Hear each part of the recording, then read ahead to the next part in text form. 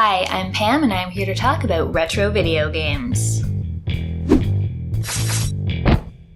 It had been a while since I last reviewed or even played a Genesis game. This weekend, I was planning to play through a bunch of things, just spending a few minutes with each of them, but I ended up playing this one for the entire afternoon until I finished it. Today I'm talking about Shinobi III: Return of the Ninja Master. Shinobi III is an action platformer that was developed by Sega and released on the Genesis in 1993. You play a ninja named Joe. He's been fighting and defeating the criminal organization Zed since the first Shinobi game in arcades in 1987. Neo-Zed has been rebuilding in Japan, and Joe needs to defeat their minions again before they take over the world. Shinobi Joe has all the kinds of moves a ninja should have. He can crouch, jump, double jump, wall jump, spider walk across the ceiling, and dash in order to speed things up, a move that wasn't in the previous games. He attacks by either throwing a shuriken if there are no enemies up close, or striking with a katana if there are. You can do a shuriken burst to rain blades on enemies below, or do a flying death kick, which is great for both inflicting damage and avoiding it yourself. You can also block, though I don't think you'll ever see me doing that in the footage here. Each level, you get one use of a special ninjutsu ability. There are 4 of these to choose from, and you can switch between them on the pause screen.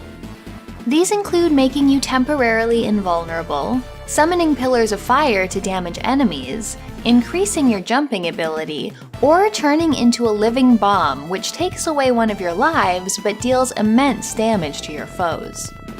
You can find items to give you more uses of these abilities, but they're very rare and often well hidden. There are lots of items to find hidden in wooden crates.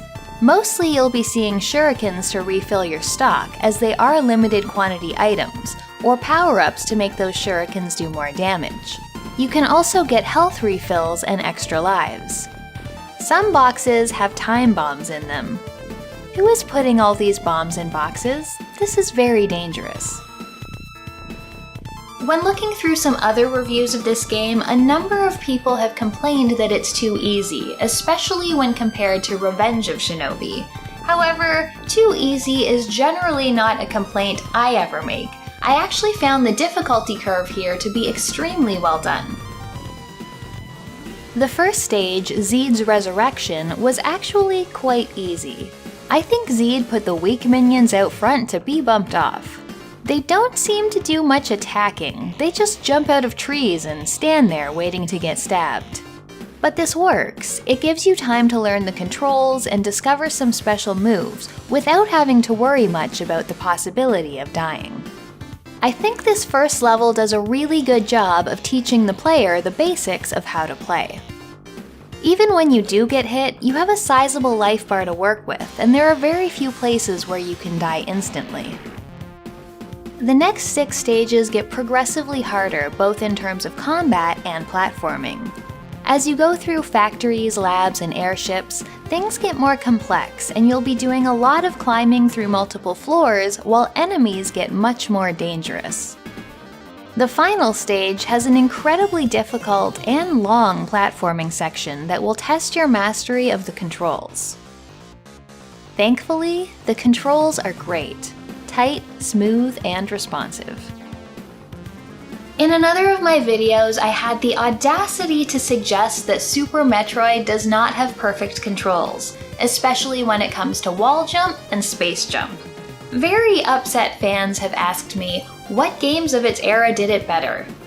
Shinobi III did. The wall jumping is very intuitive, and when you double jump, you jump again at the height of your jump, as it should be. The only complaint I have about the controls was really more of a personal problem. The number of times I pressed the A button and accidentally burned my ninjutsu ability right at the beginning of a level was a lot. I really should have changed the control scheme in the options.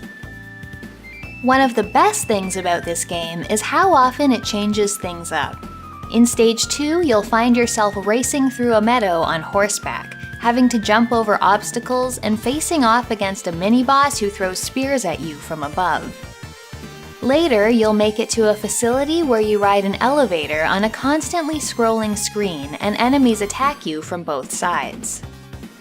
In Stage 4, you get to ride a jet ski on the water, twice, and take on a flying mechanical boss. Stage 6 starts with another vertically scrolling segment, but this time you're jumping between falling rocks while fighting assassins and need to be careful not to fall. Having a different way of moving around every second level really helps to keep things interesting, and these were some of my favorite parts of the game. The bosses are also very well designed, especially later on.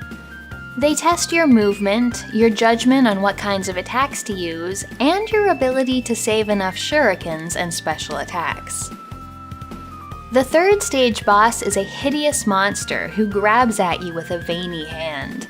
This is actually the one I had the most trouble with, as you're constantly sinking into the ground and I found it difficult to move fast enough.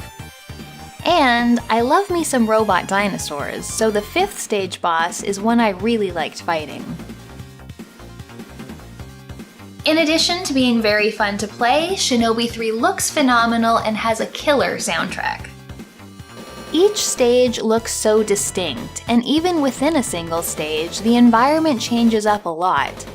One standout in terms of level and enemies is Stage 3's biological weapons facility. Here, you'll ride conveyor belts and face off against floating brains and shambling monsters who rise out of the green goo below you. In the background, you can see different mutated creatures kept in containment units. As you make your way to the final boss fight, you find yourself in a sewer where you can see the boss in the background and have to escape his target reticle that follows you the whole way through. The outdoor levels look especially great. The horse riding section has exemplary parallax scrolling as the tall grass, gray clouds, and far-off mountains pass by you at different speeds. This effect is used in most levels. The multiple layers of backgrounds look so good and bring each environment to life. The cloud effects are particularly well done.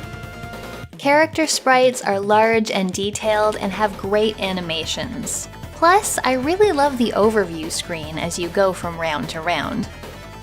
The game's soundtrack makes the most of the Genesis sound chip. It's got those good, bassy sounds in combination with electronic synths. It's a perfect accompaniment to the action of the game. The sound effects, every throw or slice or grunt, are also very satisfying.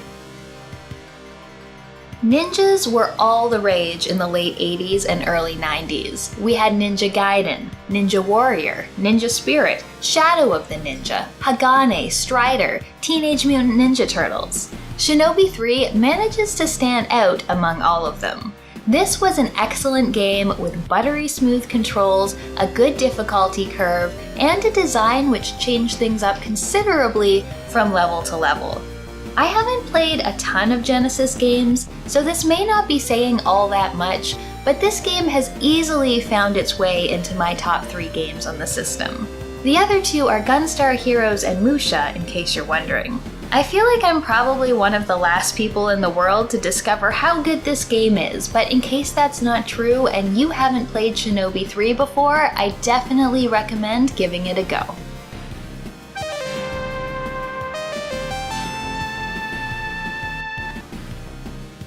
If you want to see another of my favorite Genesis games, check out my review of Gunstar Heroes, or another of my videos. I have a Patreon if you want to support the channel. Thanks for watching, and I'll see you next time.